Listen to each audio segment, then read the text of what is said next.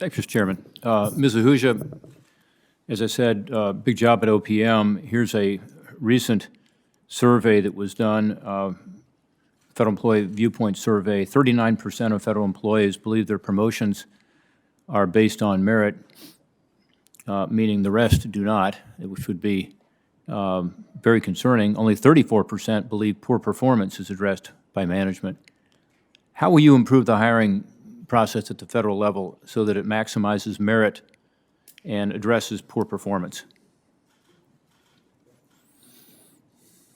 Thank you, Ranking Member Portman, for that question, and I very much appreciate those concerns. I understand that it can be challenging at times to manage poor performance. I will say that what I have seen in most cases in executive roles is that oftentimes poor performance shows up because of lack of employee engagement or a mismatch of skills and talents for that position, or there just isn't really clear metrics around the performance evaluation. So related to focusing on poor performers, I think it's key to think about and to focus on what OPM can do, if I was confirmed, around supporting agencies around performance management guidance, supporting managers and understanding those processes, because those processes are important and it's important to carry those out.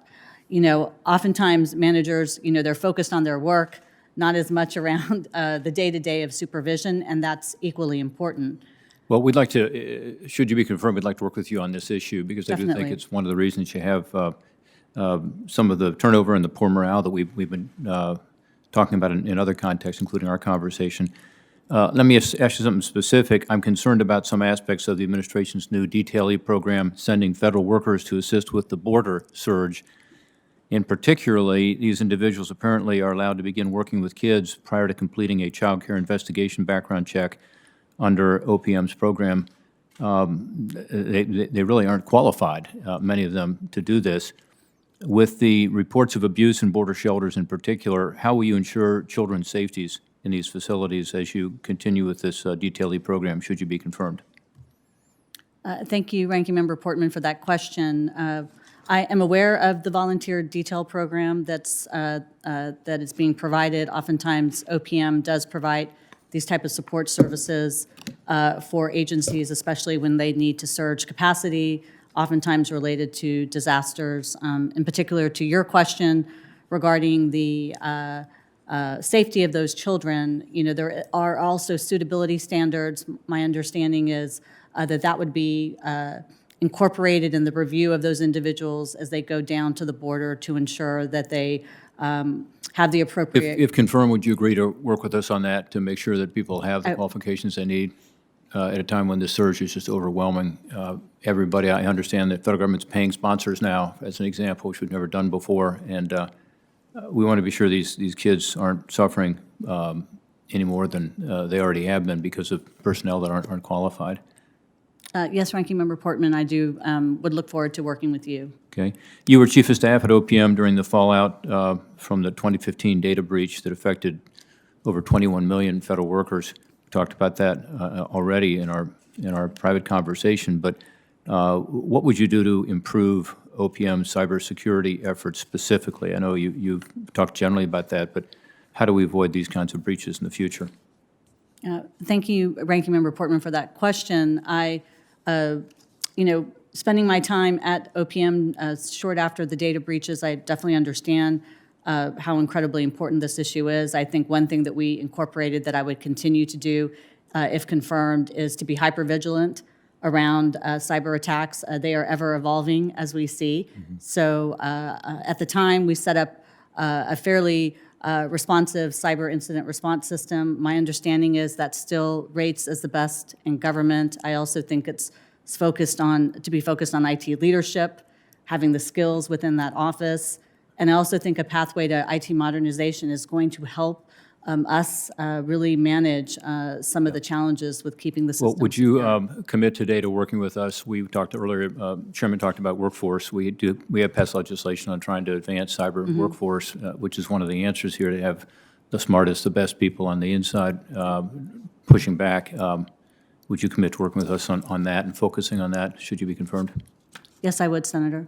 A lot of the federal workforce has been working remotely, and the American people, I think, need access to some of these services in person. And we certainly find this back home in Ohio. As we're trying to help our veterans, we're trying to help the folks with Social Security issues and other things. Telework works in some cases and doesn't in others. We need to get people back to work, in my view, to help serve those constituents as the COVID-19 crisis continues to improve. If confirmed, would you commit to getting the federal workforce back to the office safely, efficiently, and as soon as possible? Thank you, Ranking Member Portman, for that question. I very much commit to doing such efforts and definitely balancing the safety of the federal workforce. That's going to be incredibly important, as well as the obligations that agencies have to the American public. In a panel discussion in 2016, you made a number of comments about abortion, including your support for repealing the Hyde Amendment. We discussed this on our call earlier this week, but would you commit now to administering the Federal Health Employee Benefits Program in accordance with existing law? Ranking Member Portman, I understand the role of Director of OPM and that the Hyde Amendment is the law of the land, and I will follow the law, yes. To our Postal Governor nominees, again, thank you for your willingness to step up. Mr. Stroman, one thing you did when you were there is you helped me in Ohio with regard to being sure that our Postal Service was working in connection with the election, but also implementation of the STOP Act. I'm still frustrated, as you know, that we haven't fully implemented it, although we've made good progress. And unfortunately, the fentanyl is now moving more through Mexico as a result. But it has been very helpful, but it has not been fully implemented. Would you commit to personally being involved in this issue and ensuring we can get this full implementation, including 100% advanced electronic data from China? Absolutely, Mr. Chairman. I think it's getting that data is not only, it's the law of the land, and it is key to helping to prevent fentanyl and other illicit drugs coming into the country. So I think it's a responsibility of the Postal Service to implement that, and you have my full assurance that I will be personally involved in implementing that provision. Thank you, Mr. Tillman. I don't have time to ask another question, Mr. Chairman. I just want to put into the record that I asked all three of the witnesses whether they had received any outside pressure with regard to firing of the current Postmaster General, because there are outside groups that have been asking the administration to only put people forward who have made that commitment. They all told me they had not made any commitments and they had not been pressured. Is that accurate? Nod if yes. Yes. Okay. Thank you, Mr. Chairman.